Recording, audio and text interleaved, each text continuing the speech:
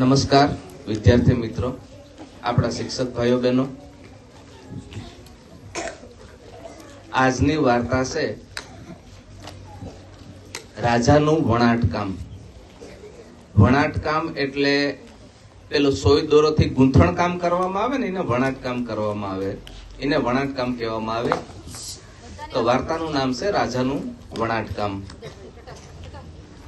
એક રાજા હતો ઈરાન નામના દેશની અંદર. એનું જૂનું નામ પર્સિયા દેશનું નામ. હવે રાજા હતો ને એ પ્રજાપ્રેમી, બહુ પોતાની પ્રજાનું ધ્યાન રાખતો.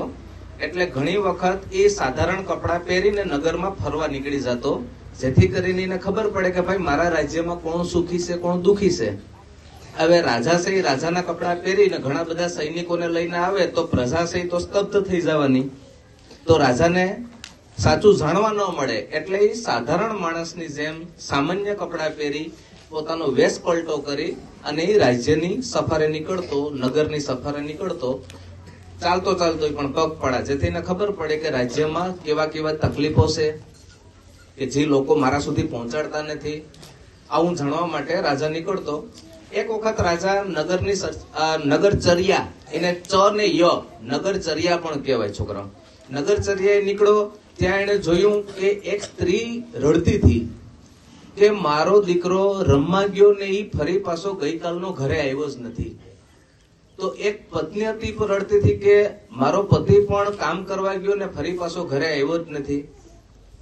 તો આવી રીતે 3-4 લોકોને રડતા જોયા કે જેનો દીકરો ગુમ હતો, જેનો પતિ ગુમ હતો, ત્યાં કોકની દીકરી ગુમ હતી.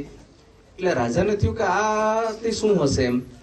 રાજા નગરમાં ફરી પાછો થોડોક આગળ વધ્યો તો લોકો કોઈક ખરીદીના કામમાં બિઝી હતા. શહેરમાં આપણે જઈએ તો ખરીદી કરતા હોય ને, તો આવી રીતે લોકો ખરીદી કરતા હતા. એક જગ્યાએ જોયું તો એક સરસ મજાનું મોટું વૃક્ષ હતું. વૃક્ષની નીચે એક કલાકાર ઉભો ગીત ગાતો હતો અને લોકો એની ચારે તરફ ટોળે વળી ગયા, કેમ કે કલાકારનો અવાજ ખૂબ જ સારામાં સારો હતો. એટલે લોકો એની ચારે તરફ ટોળે વળી ગયા. હવે કલાકાર ગીત ગાતા ગાતા ધીમે ધીમે પાછળ વધતો જાય, બરાબર, આમ પાછળ ચાલતો જાય અને ગીત ગાતો જાય ને લોકો એની પાછળ ને પાછળ, કેમ કે એટલું સરસ મજાનું ગાતો હતો એ ગીત કે લોકો એની પાછળ ને પાછળ ચાલતા જાય. હવે એ કલાકારે બધા જ જે લોકો એના ગીત સાંભળતા હતા એને આંજી નાખ્યા એટલે તમને બીજું કઈ હુશે નહીં. કલાકાર જ્યાં જ્યાં જાય એની પાછળ લોકો ચાલતા જાય. હવે રાજા પણ દૂરથી આ બધું જોતો હતો. આ કલાકારના ગીતમાં આવીને રાજા અંજાઈ ન જાય, એ પણ મંત્રમુગ્ધ ન થઈ જાય એટલા માટે અહીંયા કાનમાં રૂના પોતા નાખી દીધા કે જેથી કરીને હું પણ અંજાઈ ન જાઉં. શા માટે રૂના પોતા નાખ્યા? તો કે રાજાને તો જોવું કે આ બધા લોકોને ક્યાં લઈ જાય છે આ કલાકાર. એટલે ધીમે ધીમે કલાકાર ગીતો ગાતા ગાતા નગરની બેરોબેર નીકળી ગયો. લોકો પણ એની પાછળ ને પાછળ. રાજા દૂરથી બધું આ જોયા કરે, એ ધીમે ધીમે પાછળ આવતો હતો. નગરની પાછળની સાઈડ, દૂરની સાઈડ એક જૂનો કિલ્લો હતો. જૂનો કિલ્લો કહેતા રાજા મહારાજાઓએ બનાવેલું જૂનું મકાન. એ કિલ્લાની અંદર પેલો કલાકાર છે બધા લોકોને લઈ જાય છે. રાજા પણ દૂરથી જોતો આવે છે. હવે બધા જ લોકો, કલાકાર છે પેલા કિલ્લાની અંદર વહી ગયો, બધા લોકો કિલ્લાની અંદર વહી ગયા. રાજા પણ ધીમે ધીમે કિલ્લાની અંદર આવે છે. ધડામ દઈને કિલ્લાનો દરવાજો બંધ થઈ જાય છે. ત્યાં ફટાફટ કેટલાક મજબૂત હટાકટા માણસો આવી જાય છે, સૈનિકો આવી જાય છે. એ આ બધા જ લોકોને જંજીર એટલે કે સાંકળથી બાંધી દે છે. રાજાને પણ એવી રીતે બાંધી દીધો. લોકોને કોઈને ખબર નથી કે આ રાજા છે. શા માટે? તો કે રાજા તો જેવા તેવા કપડા પહેરીને આવ્યો હતો. ત્યારબાદ આ બધા જ લોકોને કે જેને બંદીવાન બનાવવામાં આવ્યા હતા, આવી રીતે જેને બાંધી લઈને બંદીવાન કહેવામાં આવે, આ બંદીવાન લોકોને કિલ્લાની અંદર આ ડાકુઓનો એક જે મુખ્ય માણસ હતો એની સામે લઈ જવામાં આવે. એટલે આ બધા લોકો હેપતાઈ ગયા કે ભાઈ તમે અમને બાંધી શા માટે દો છો? રાજાએ પણ પ્રશ્ન કર્યો કે તમે અમને બાંધી શા માટે દો છો? તમારે અમારું કરવાનું શું છે? તો એમાંથી એક વ્યક્તિ બોલ્યો, એક ડાકુ બોલ્યો કે અમે તમને બાજુના દેશમાં ગુલામ તરીકે વેચી નાખીશું. અને રાજાને કીધું કે તું તો ખાધેલ પીધેલ ને મજબૂત માણસ છે, એટલે તારા તો રૂપિયા પણ વધારે આવશે. તો રાજા મૂંઝાઈ ગયો કે આ પ્રજાનું મારે કરવું શું, આને કઈ રીતે છોડાવવા. તો હવે જે એનો મુખ્ય લૂંટારો હતો ને, ગેંગસ્ટર જેને કહેવામાં આવે, રાજાએ કીધું કે મને એની પાસે લઈ જાવ. એટલે રાજાને પેલા ગેંગસ્ટરની પાસે લઈ જવામાં આવ્યો. રાજાએ કીધું કે ભાઈ તમે મને વેચીને જેટલા રૂપિયા કમાશો ને એના કરતા હું સાદરનું વણાટ કામ કરીને તમને વધારે રૂપિયા મેળવી આપું તો. બરાબર. સાદર અથવા તો એને ઝાઝમ પણ કહેવામાં આવે. છોકરાઓ, ઝાઝમ એટલે શું? તમે જેની નીચે બેઠા છો ને એ ઝાઝમ છે. અત્યારના સમયમાં પ્લાસ્ટિકની બની ગઈ, કાપડની પણ આવે. લગ્ન પ્રસંગમાં તમે જાતા હોય તો ત્યાં પણ નીચે ઝાઝમ બિસાવેલી હોય છે. એ સમયમાં પ્લાસ્ટિક નતું, આજથી હજારો વર્ષ પહેલા, ત્યારે કાપડમાંથી આવી ઝાઝમ બનાવવામાં આવતી. તો રાજાએ કીધું પેલા ગેંગસ્ટરને કે ભાઈ તું મને સોય દોરો લાવી ને થોડું કાપડની વ્યવસ્થા કરી દે, તો હું તને વેચીને રૂપિયા મળશે એના કરતા ઘણા બધા રૂપિયા અપાવું. તો ગેંગસ્ટરને તો લાલચું હોય, એને તો રૂપિયાની જ લાલચ હતી, એટલે એને કીધું કે કઈ વાંધો નહીં. એટલે રાજા માટે વણાટકામ કરવા માટેની બધી વ્યવસ્થા કરી દેવામાં આવી. રાજાએ સરસ મજાનું ઝાઝમ તૈયાર કરી, એમાં પક્ષીઓનો આકાર ચિત્રો, એમાં સરસ મજાના ફૂલો બનાવ્યા, અને એની સાઈડના પટ્ટા હોય ને એના ઉપર એને પર્શિયન ભાષામાં કંઈક સંદેશો લખ્યો. આ સંદેશો હવે ડાકુ લૂંટારાનો તો વાંચતા આવડે નહીં.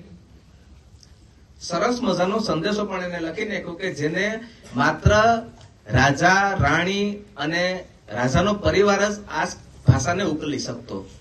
ત્યારબાદ રાજાએ કીધું ઓલા ગેંગસ્ટરને કે હવે આ ચાદરને તારે રાજમહેલમાં લઈને જવાની છે, ને મારી એક શરત છે કે તારે બીજા કોઈને આ ચાદર નથી આપવાની, રાણીની સામે જ આ ચાદરને ખોલવાની છે. એટલે તને ઓછામાં ઓછા 5000 સોનાના સિક્કા મળશે આના, ને 5000 સોનાના સિક્કા ન મળે તો તું તારે મને બાજુના દેશમાં ગુલામોની માર્કેટમાં મને વેચી નાખશે, હું તૈયાર છું. તો તને 5000 સોનાના સિક્કા ઓછામાં ઓછા મળશે. એટલે ગેંગસ્ટર ખુશ થઈ ગયો અને રાજમહેલમાં ગયો. પણ રાજમહેલના દરવાજા તમામ ગેંગસ્ટરો કે ગમે વ્યક્તિ માટે તો ખુલ્લા ન હોય, એટલે પેલા એને પરમિશન આપવામાં ન આવી. ત્યારબાદ એને પોતાની વાત જણાવી કે ભાઈ હું સરસ મજાની ઝાઝમ લઈને આવ્યો છું ને રાણીને મારી ઝાઝમ ખૂબ જ ગમશે, એટલે એને રાણીની સામે જવાની અનુમતિ આપવામાં આવી. રાણીની સામે જઈ ને એને ઝાઝમ આખી ખોલી જમીન ઉપર. તો રાણી પણ દુખી તો હતી, કેમ કે એનો પતિ છે એ છેલ્લા 5-7 દિવસથી ઘરે નતો આવ્યો. એટલે ઝાઝમ એની સામે ખોલવામાં આવી. તો આ ઝાઝમ જોઈને રાણી ખૂબ જ ખુશ થઈ ગઈ. પતિ 5 દિવસથી ઘરે નતો આવ્યો, 5-7 દિવસથી, તો એનું દુઃખ હતું એ થોડીક વાર માટે ભૂલી ગઈ. ત્યારબાદ રાણી પણ હોશિયાર હતી, એને સાઈડની બોર્ડર ઉપર જે સંદેશો લખેલો હતો એ વાંચી લીધો. બરાબર.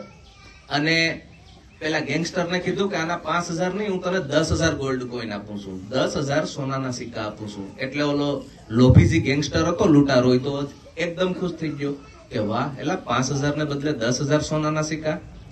આ તો કદાચ 50 ગુલામોને વેચું તો પણ મને એટલા ન મળે. આ રાજા તો રેખા જેવો માણસ છે એમ આપણી પાસે. એટલે ગેંગસ્ટરને ખબર નથી કે આ રાજા છે. બરાબર. એને એ પણ ખબર નથી કે આ બોર્ડરમાં આ જે હું ઝાઝમ બનાવીને લાવ્યો છું એની બોર્ડરમાં રાજાએ એક સરસ મજાનો સંદેશો લખીને મોકલ્યો છે. રાણીએ તરત જ પોતાના 50 એકદમ મજબૂત સૈનિકો હતા એને કહી દીધું સંદેશો વાંચીને કે હવે તમારે સુપી રીતે આની પાછળ જવાનું છે. 10000 સોનાના સિક્કા આપી દીધા. પેલો લૂંટારો તો એકદમ ખુશ થઈ ગયો. એ ફરી પાછો ઓલા જૂના કિલ્લામાં જાય છે અને રાજાના 50 મજબૂત સૈનિકો છે એની પાછળ જાય છે. બરાબર. ઓલો ગેંગસ્ટર કિલ્લાની ત્યાં પહોંચ્યો, ત્યાં ફરી પાછો ઓલો જે ગાયક કલાકાર હતો ને કે જે આ લોકોને લઈ આવ્યો હતો, એ ફરી પાછો થોડો કાફલો લઈ આવ્યો કે જેથી કરીને એને પણ ગુલામ તરીકે વેચવા થાય. સૈનિકો આ બધું જોવે છે. ગેંગસ્ટર છે થોડીક વાર બારોબાર ઉભી ગયો. કલાકાર અને બાકીના બધા માણસો અંદર હોય ગયા પછી ગેંગસ્ટર છે પોતાના સાથે જે 5-10 માણસો હતા એને લઈ આ 10000 સોનાના સિક્કાઓ લઈને અંદર જાય છે. જેવો દરવાજો બંધ થવાનો હોય કે તરત જ ઓલા 50 સૈનિકો છે એ પાછા અંદર ઘૂસી જાય છે. એ સૈનિકો એકદમ મજબૂત હતા, 50 હતા પણ સામે 500 ઉપર ભારી પડે એવા મજબૂત હતા. તલવારો ચલાવતા એને સારો આવડતું. એટલે તરત જ એને આ ગેંગસ્ટરને પકડી લીધો પેલા કલાકારને પકડી લીધો, કિલ્લાની અંદર આ ગેંગસ્ટરના ને કલાકારના જે ગુંડા માણસો હતા જેટલા પણ એ બધાને પકડી લીધા અને આવી રીતે રાજાને અને ન્યા બંદીવાન થયેલા તમામ લોકોને એને છોડાવ્યા.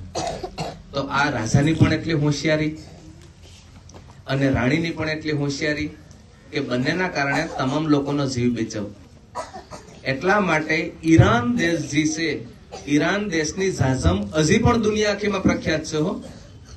ત્યાં જે આવી બેસવા માટેની ઝાઝમ બનાવવામાં આવે, આ તો સામાન્ય ચાદર કહેવાય. બાકી ક્યાંક રાજમહેલમાં આપણા રાષ્ટ્રપતિ ભવન હોય, આપણા વડાપ્રધાનના ભવન હોય, એની અંદર આવી ઝાઝમનો બહુ ઉપયોગ થતો હોય છે.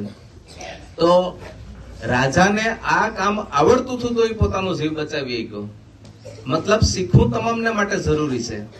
એ પછી વિદ્યાર્થી તરીકે તમે હોય, શિક્ષકો તરીકે અમે હોય, કે કોઈ રાજા હોય, કે આ દેશનો મુખ્યમંત્રી હોય આ રાજ્યનો, કે આ દેશનો વડાપ્રધાન હોય, શીખતા રહી જીવનમાં એ જરૂરી છે. બસ આ વાર્તામાંથી આપણને એટલો બોધપાઠ મળે છે.